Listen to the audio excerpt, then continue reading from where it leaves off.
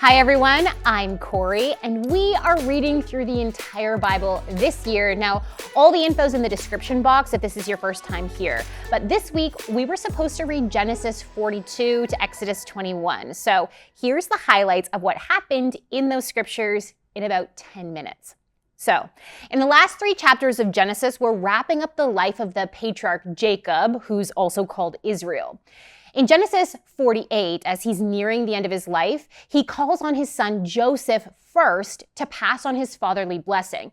Now, this seems an appropriate thing to do because a really good case can be made for seeing Joseph as Jacob's original and chosen heir, meaning that Joseph wasn't born into that role, but Jacob was going to give it to him anyway, though he wasn't Jacob's firstborn.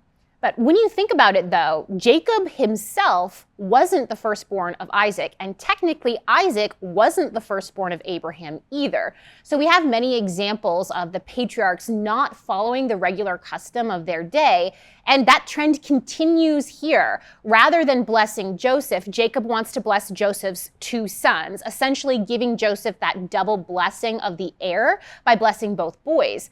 But Jacob gives Ephraim, the younger brother, the blessing that would normally go to the oldest son. Genesis 49 continues to record Jacob's blessings to the rest of his sons while offering some commentary on their lives, and his death is also recorded.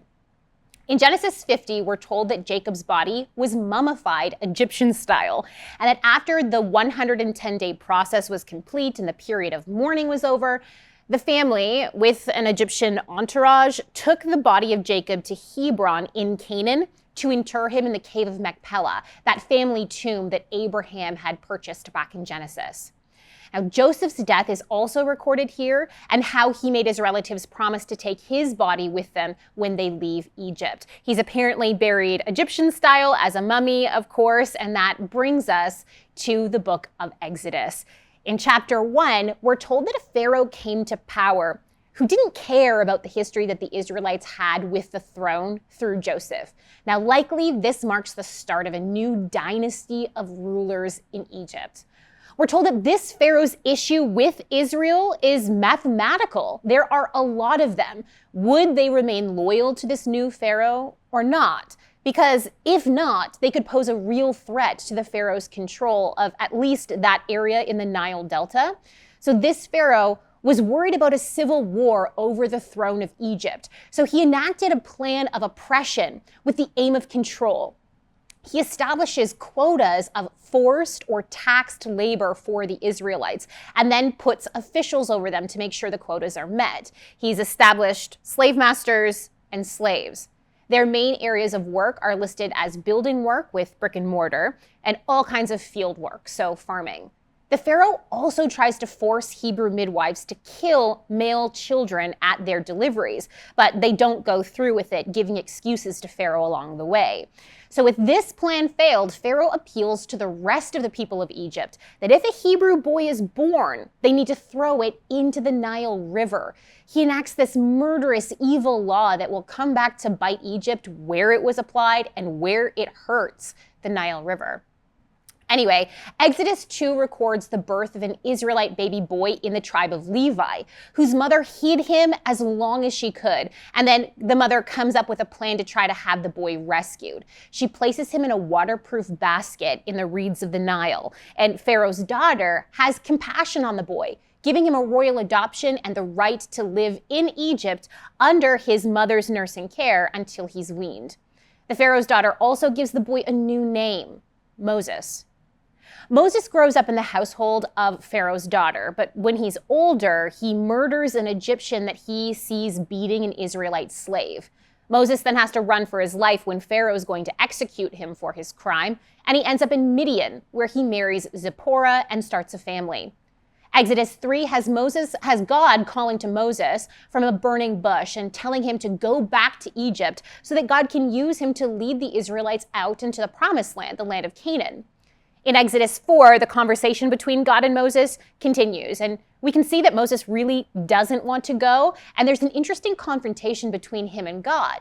The result is that Aaron, Moses' older brother, is going to meet him and will act as Moses' public speaker.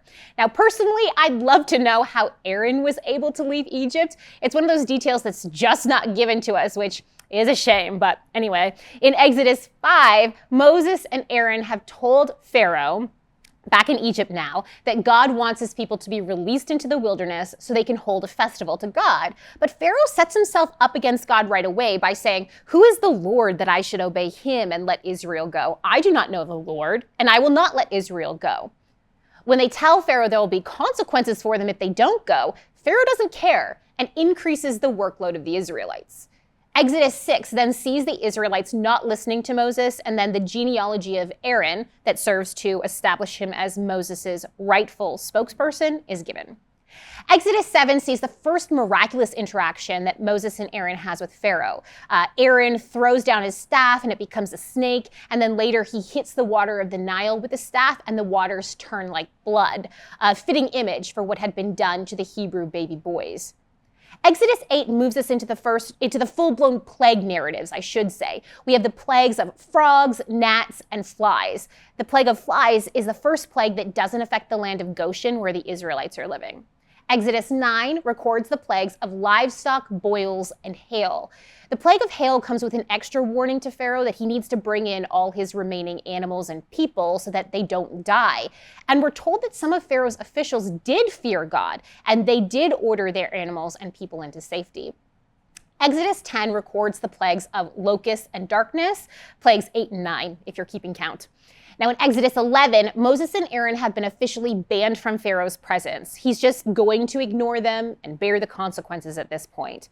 But Moses leaves with a dire warning that death is coming on all the firstborn sons of Egypt, and that soon Pharaoh's officials themselves will come and bow before Moses rather than Pharaoh, asking or maybe begging him to leave. Exodus 12 describes the Passover feast and the Feast of Unleavened Bread that would be immortalized in Israelite culture by yearly observance. The plague of the death on the firstborn happens, and Pharaoh tells Moses and Aaron to take the people and go. The Egyptians hurry the Israelites out for fear of more death, giving them gold and silver. The main concept here is let's favor the Israelites with gifts and get them out of here to get their God's wrath away from us. We're also told that people other than biological Israelites left with Israel. Exodus 13 talks about how Israel instituted the consecration or dedication of their firstborn sons and animals to God as a way to remember the Exodus. They would offer a sacrifice to essentially redeem their lives from the Lord as a reminder of how God passed over Israelite lives in that 10th plague. The Festival of Unleavened Bread would also be a yearly reminder for them. And we're told that the Israelites were being led by a manifestation of God in the form of a cloud by day and a fire by night, and that Moses took the bones or the mummy of Joseph. Exodus 14 records the crossing of the Red Sea as Pharaoh changes his mind yet again and is coming for the Israelites. Exodus 15 records the song of Moses and Miriam, his sister, who has become a leader of sorts within Israel.